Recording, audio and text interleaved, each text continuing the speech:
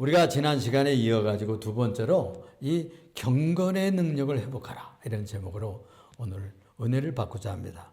먼저는 우리가 지난 시간에 좀 얘기했지만 다시 한번 간단하게 정리를 하면 말세에는 고통하는 때가 온대요. 말세에는 돈이 안 벌려서가 아니고 돈이 벌려도 괴롭고 안 벌려도 괴롭고 또 건강해도 괴롭고 건강하지 않아도 괴롭고 세상에 모든 환난이 오고 또 마음이 편치를 않아. 그래서 여기에 보면은 성경에서 그런 얘기를 하고 있는 거예요. 이것을 알아야 돼. 응? 각오하고 있어라 그런 말씀이지. 말세에 고통하는 때가 이르러서 그런 말씀을 합니다. 예수님이 태어나실 때부터 종말의 출발점이었다고 그럽니다. 그래가지고 이제는 종말의 아주 지말 끝에까지 왔다. 이런 얘기들을 모두들 하고 있어요. 그래서 이 예수의 종말 시대에 이르면 고통하는 때가 온다고 하는 것을 아주 각오하고 있어라. 그런 말씀을 예고하고 있는 것입니다. 그래서 정신적으로 우리들의 영적으로 또는 육적으로 시련이 많고 고통이 많은 이런 시대가 올 것이니 우리가 신앙으로 무장하지 않으면 힘들 것이다 하는 것을 예고하는 것입니다.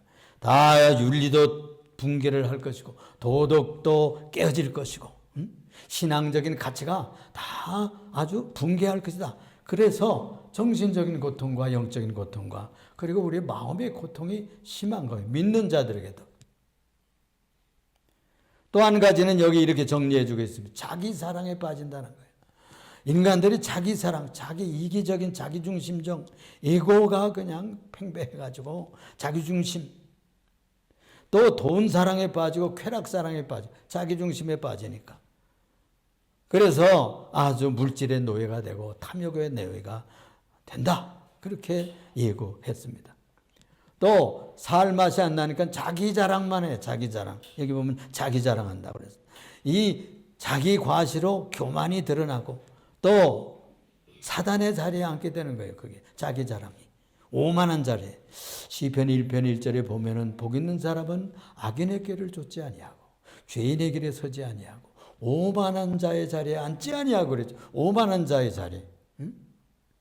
오만한 자, 최고 오만한 자, 그만한 자가 누구죠? 사탄이에요. 하나님과 비교려고 했던 그 자리에 나가는 것이 자기 자랑이에요. 교만으로 가득 찬. 그 밑에도 또 교만 얘기가 또 나옵니다. 그렇습니다. 그들은 남을 자동적으로 그런 자리에 있으면 비방하게 돼요. 그래서 비방한다고 그랬어. 여러분 요즘에 카페 가서 앉으면요. 남의 뒷담화 하는 것을 즐겨요. 응? 자기 얘기 안 해요. 응? 남 얘기하고. 흉보는 얘기하고. 이걸 즐긴다고 말이에요. 이런 자세로 살면은 그런 사람들은 교만해서 다 부모님들을 거역한다고 그랬어요. 그들은 감사를 몰라요. 응? 말세가 되면 그렇게 경건과 거룩한 삶을 끝장이 난다. 응? 도덕적으로 영적인 순결이 다 사라질 것이라 하는 것을 예고하고 있습니다. 또 한 가지는 여기에 무정하되 인간들이 무정해. 인정머리가 없는 거예요. 자비심이 없어 그냥. 그리고 무슨 조금 얽혔으면 그 원통함을 풀지를 않아요. 화해 없어. 적대적으로 살아가요. 그들은 서로 또 모함합니다. 이 모함한다는 그 원어에 들어가 보니까니 디아블로이라고 하는 말인데 이게 마귀적이라는 뜻이에요. 마귀. 남을 모함하고 그냥 뒤에서 못 살게 하고 이렇게 해서 그렇게 한 일은 안 했다고 그러고 없는 일도 있다고 그러고 막 이래가지고서는 이렇게 만든다는 거예요. 또 절제하지 못한다는 겁니다. 자기 통제력을 상실하는. 싸나워 그러니까 싸나워. 여기 싸납다고 그랬어요. 부드럽고 온유하고 겸손하고 주님이 말씀하시기를 너희는 내게 나와서 내 멍에를 베고 내게 배워라. 그래서 부드럽고 자비롭고 온유하고 겸손하게 살으라고 했는데 싸나워 사람들이. 이 시대에 그냥 조금 밟으면 밟아도 어깨만 치고 가도 그냥 시비를 걸고 그냥 그러잖아요. 이 세대는 선한 것을 싫어한다고 그래서 선한 걸 싫어해. 선함을 혐오해. 그리고 은인을 배신하느라 배신해. 정치계만 그런 게 아니에요. 사업계도 그러고 무슨 교육계도 그러고요. 그냥 배신해. 그리고 이 교계도 그래요. 심지어 교회는 그러지 말아야 되잖아요. 그런데 그런 악한 경향이 퍼져 있어요. 이 신뢰를 저버린 시대입니다. 그리고 또 조급해, 그냥 조급해. 좀 천천히 해도 되고 그런데 그냥 우리 백성들은 특별히 좋은 점이 너무 빨리 하려고 그래서 서두르는 것이 장점이기도 하지만 이것이 조급하다는 면으로 생각하면 채곡채곡하고 또 인내하고 참고 주님의 뜻을 기다리고 이런 자세가 아니라는 거예요. 조급해. 그냥 무슨 여러분들 그 씨를 뿌려가지고 기다려야 되잖아요. 그래서 싹도 나고 또 그다음에 줄기가 자라고 잎도 나오고 그러죠. 그거 안 나온다고 어린애 유치부 다닐 때는 그거 뽑아요. 자꾸 크게 하려고. 그럼 죽어버려. 조급해서 그래, 조급해서. 또 자만한다고 그랬어요. 하나님 사랑보다 쾌락을 신처럼 여겨요. 여러분들 지금 저 핸드폰 다 가지고 있잖아요. 나쁜 그림들이 너무나 많이 나옵니다. 이 세상에 그냥 쾌락주의로 가득 차 있어요. 그건 인간이 거룩한 가치를 알지 못하기 때문에 영원한 기쁨이 무엇인지를 모르기 때문에 인간의 육적인 쾌락에 빠지게 되는 거예요. 그래가지고 이 세상이 쾌락신을 쫓아가는 것입니다. 그래서 이런 마지막 때에 너무나 어렵고 힘들어 가기 때문에 그것에 대해서 대결하고 인내하고 또 유혹을 견뎌낼 수 있는 그런 무장을 해야 되겠다는 말씀이죠. 그래서 여기에 볼 것 같으면은 네 번째로 생각할 것은요, 이 외적으로는 경건해 보여도 이 경건의 능력을 부인하는 시대가 된다는 거 5월절에 마지막 절에 그런 얘기를 하고 있잖아요. 그래서 이같이 사는 사람들에게서 너희는 아예 돌아서래. 상종을 말래. 이건 한마디로 얘기하면은 종교 생활을 하는 거예요. 종교 생활. 경건하게. 크리스찬들이 믿는다는 이름은 있고 교회 다니면서도요. 멋있어요. 세련됐어요. 야, 저 사람들은 무슨 여유가 있어서 저렇게 성경책 들고 예배당에 다니나 이런 불신자들이 있어요. 근데 와보면은 그 인격적으로 교제하기 시작해 보면은 그 겉모양과 그리고 아직도 이루어지지 않은 성품 때문에 실망하고 가는 이들도 있다는 것이에요. 그래서 이 겉으로는 외적으로는 경건의 모양새는 있는데 경건하면은 믿음의 능력이 있고 사랑의 권세가 있고 또 용서하는 능력이 있어야 되고 또 자비심, 하나님을 사랑하는 그 충성심 이런 것들이 강하게 열심히 있어야 될 거 아니에요? 그런 능력이 없는 거예요. 그들은 종교인이 지나질 않습니다. 이런 사람들에게서는 돌아서고 너희는 그런 스타일로 그런 식으로 살지 말라 그런 뜻이에요. 이렇게 바울 사도는 말세의 현상을 잘 진단해 주었는데도 성도가 이런 세태에 물들어 살았다면 어떻게 해야 될까요? 회개해야 되겠죠. 우리가 유혹받지 않을 수가 없어요. 우리 청소년들이 유혹받기가 쉬워요. 우리들 시대에는 만화, 그냥 만화, 찍혀야 만화책, 만화가게 가는 거예요. 우리 자녀들 보니까 나중에는 게임, 동전 놓고 게임하는 거 그런 시대가 오더라고. 핸드폰 나오니까 그럼 또 다른 시대가 나오고. 지금은 뭐 굉장한 시대가 되어가지고 조금 그런데 눈 뜨면 좋지 못한 데 빠질 수 있고 중독이 될 수 있는 그런 위험이 팽배해 있는 세상이라는 말씀이에요. 그래서 만일 그런 일에 우리가 물들었다면 또는 습성이 들었다면 아주 끊어내는 회개를 해야 됩니다. 그래서 돌아서라 그랬어요. 이것은 그렇게 사는 사람에게서도 돌아서라 하는 말이기도 하고 내가 그렇게 살았다고 하면 그런 삶에서 방향을 바꿔라 그런 뜻이기도 한 것이죠. 그래서 이런 버릇을 끊고 악습을 끊어내야 된다 하는 것을 여기서 격려하고 있는 것입니다. 그래서 이 회개는 경건의 능력을 회복하는 아주 첩경이에요. 그래서 우리가 경건의 능력을 회복해야 되는데 경건의 능력을 부인하는 자니 세상에는 그런 교인들이 많아요. 우리 교회는 뭐 작으니까 뭐 그런데 이 세상에 나가 보면은 그런 사람들을 만날 수가 있습니다. 바울은 이 능력을 회복하기 위해서 그의 서신들에서 여러 이야기를 했어요. 그 중에서 몇 가지 뽑아서 과연 우리가 경건의 능력을 회복하려면 어떻게 살아야 되겠는가 하는 것을 몇 가지 소개해 드리고 싶은 것입니다. 첫째로는 복음의 능력을 믿고 붙들어야 된다. 복음을 붙잡자. 경건의 능력은 복음에서 시작되기 때문입니다. 복음은 모든 믿는 자에게 구원을 주시는 하나님의 능력이라. 로마서 1장 16절에 그렇게 말씀하고 있어요. 하나님의 능력은 복음의 능력입니다, 여러분. 그래서 우리를 구원하는 능력이라고 그랬어요. 이 복음은 믿는 자에게 구원을 주시는 하나님의 능력이 된다고 그랬기 때문에 그 복음을 붙잡지 않고는 우리가 능력을 힘입을 수가 없는 것입니다. 복음은 죄를 깨닫게 하고요. 복음은 회개케 하고 돌이키게 하고 복음을 믿어서 영생길로 가게 하는 능력이 있는 것이죠. 그래서 구원의 생명을 얻게 하는 능력이 바로 이 복음에서 나오기 때문에 말씀을 붙잡고 복음을 붙잡아야 되는 것입니다. 복음은 그냥 단순한 좋은 소식이 아니라 이 복음을 믿는 자에게 영생을 주시고 인생을 변환시키고 그리고 아주 뒤집어 놓는 새로운 창조적인 경험을 하게 해요. 그래서 이 하나님의 능력을 통해 가지고 우리가 살려고 한다면 이 복음의 말씀을 붙잡아야 됩니다. 17절에 보니까 로마서 10장 17절은 믿음은 들음에서 나며 들음은 그리스도의 말씀으로 말미암는다. 그렇습니다. 이 복음을 듣게 하려면 전도해야 되겠죠. 전도해야 돼요. 제가 저 정월자 목사하고 전번 주간에 저 그림 전도, 그 합신 측에서 하는 거예요. 그런데 저 미국에서 아틀란타에서 아주 큰 교회를 3,500명을 만들었대. 그런데 많은 신혈이 거기서 이제 3,500명을 만든 큰 교회를 일으켰어요. 그분이 깨달은 것이 뭐냐?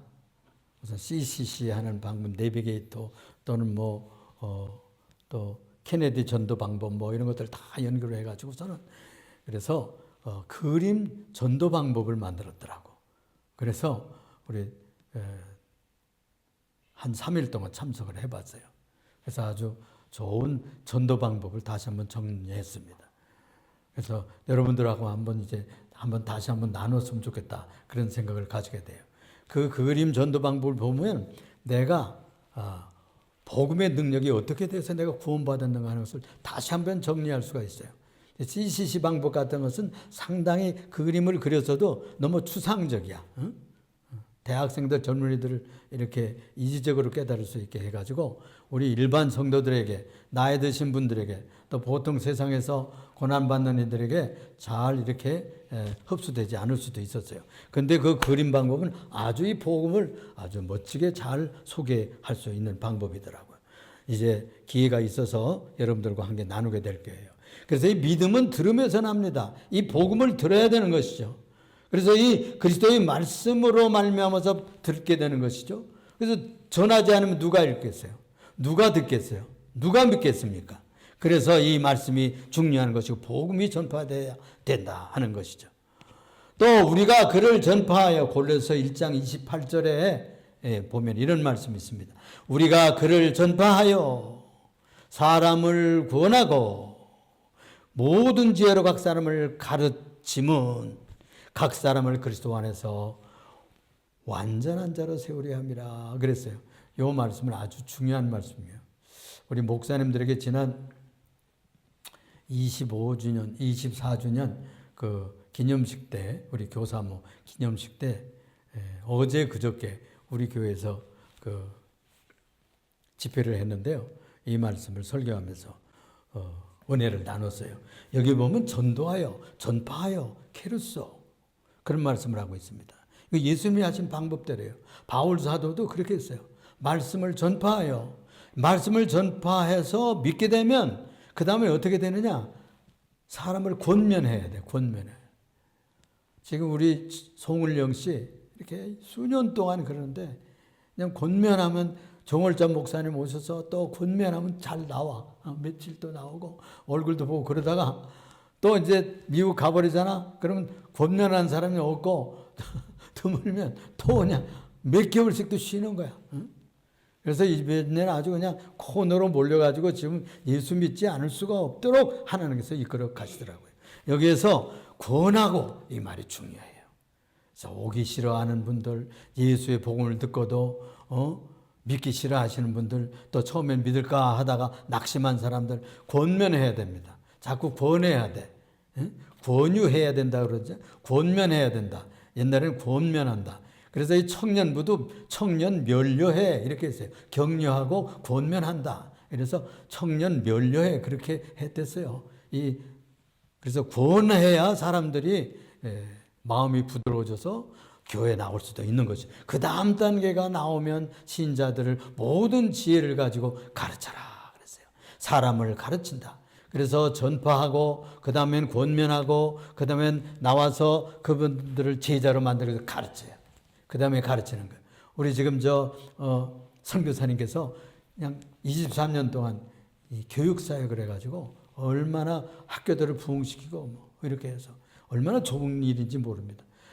우리 대한민국에 지금 이만큼 수준으로 세계 10위권으로 경제가 되고 대통령이 자랑을 하더라고요. 우리나라의 군사력이 5위가 된다고 뭐 이렇게 하면서 트럼프에게 우리 지금 중국도 지켜야 되고 북한도 막아야 되니까 핵전력을 가진 잠수함 만들게 해달라 뭐 이러면서 큰 소리 하면서 요청을 하더라니까요. 그래가지고 그거 사인해서 승인이 떨어졌다고 그러더라고. 여러분. 그러니까 그거 다 선교사들이 먼저 와서 병원 짓고 선교사님들이 와서 제일 먼저 한 것이 무엇입니까? 학교 지었어요. 학교. 야학당 먼저 만들고 그 다음에 병원 짓고 이북에서 저희 어머님한테 들은 얘기인데 평양에 기홀병원이 있어요. 기홀. 우리 가문에 복음을 전한 분이 누구냐면은 호울이라고 하는 선교사예요. 의료 선교사. 그래서 그 평양에 기홀병원이라고 하는 기독교 후울병원이라고 하는 결핵병원을 지었어요. 그분이 그렇게 치료하다가 시간이 있으면 어디로 다니냐면 평안도 그쪽에 이제 복음 전하러 다니다 시골에 우리 고향에 할머니네 댁에를 그 동네에서 가장 큰 집에 아마 들어갔나 봐요. 들어가서 만나서 증조 할머님인데 그분이 복음을 받아서 우리 가문이 예수를 믿게 됐던 거예요. 그래서 지금 우리 손자까지 하면 7대를 가니까. 그래서 증조모가 믿으시고 그 다음에 조부님 믿으시고 그 다음에 제 아버님 믿으시고 제가 믿게 되고 그 다음에 믿고 그 다음에도 손주들까지 믿고 이렇게 해서 복음이 내려가는 거예요.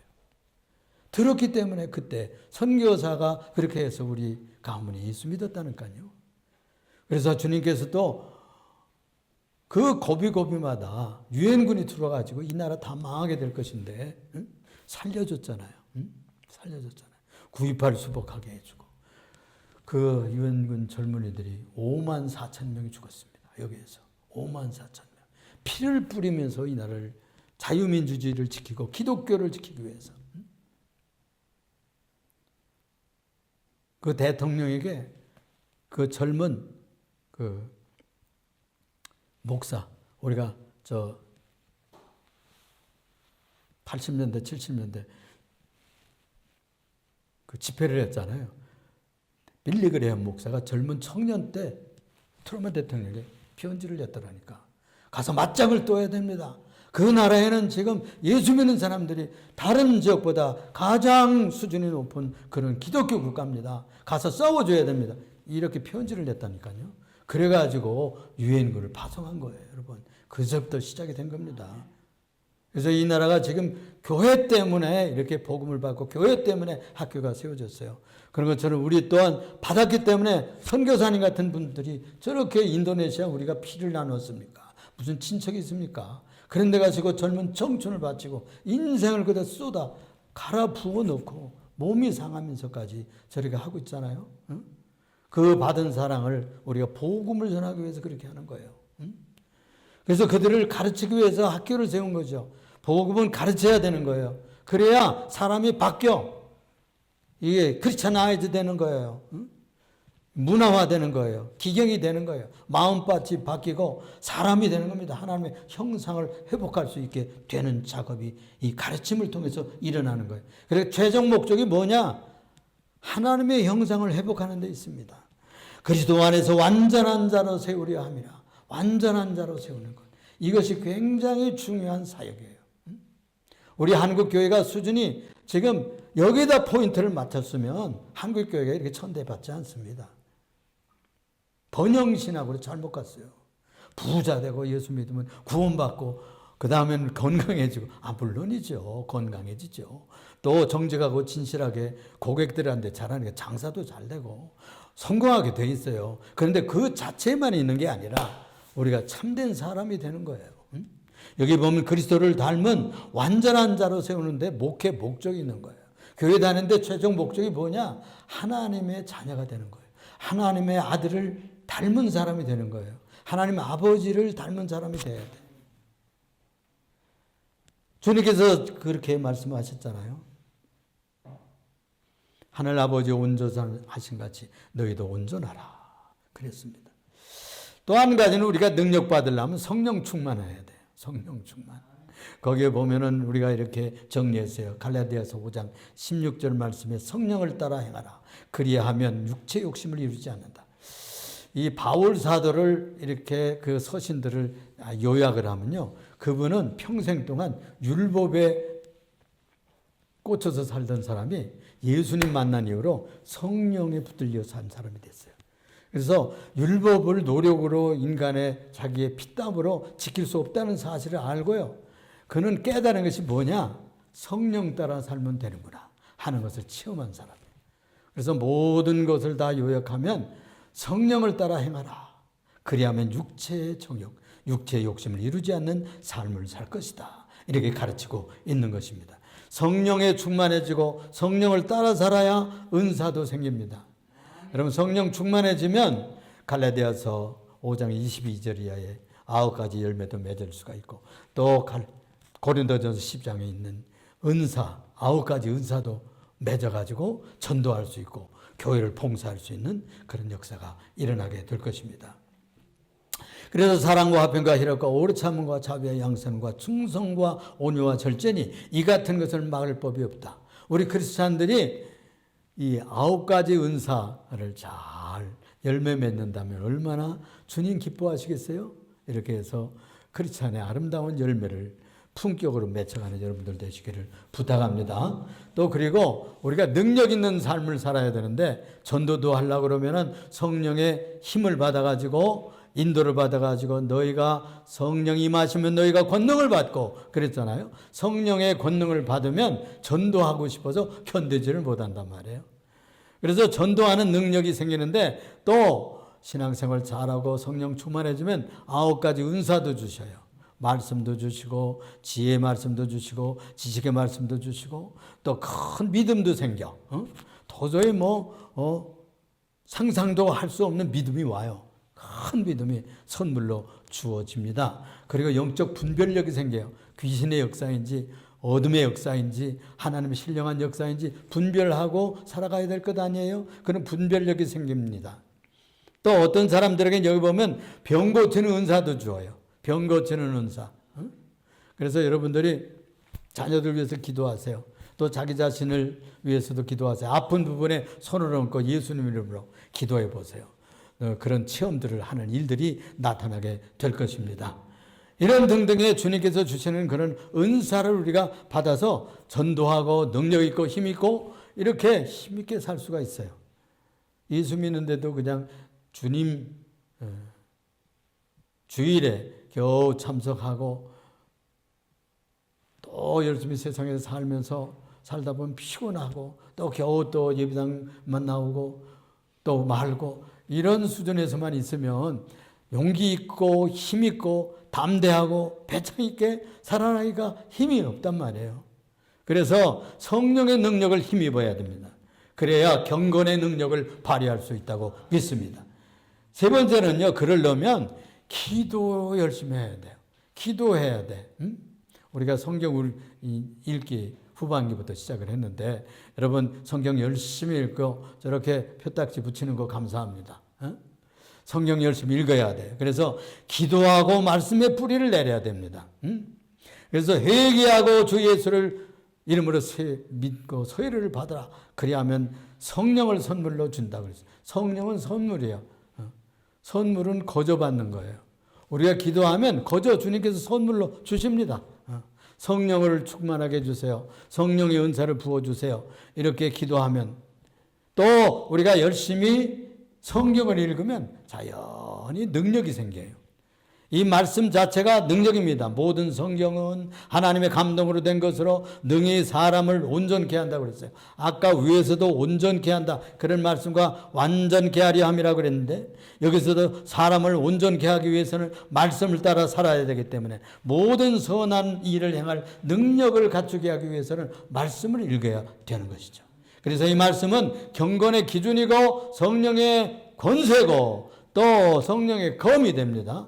그래서 경건의 능력은 말씀을 통해서 훈련이 되고 자라납니다.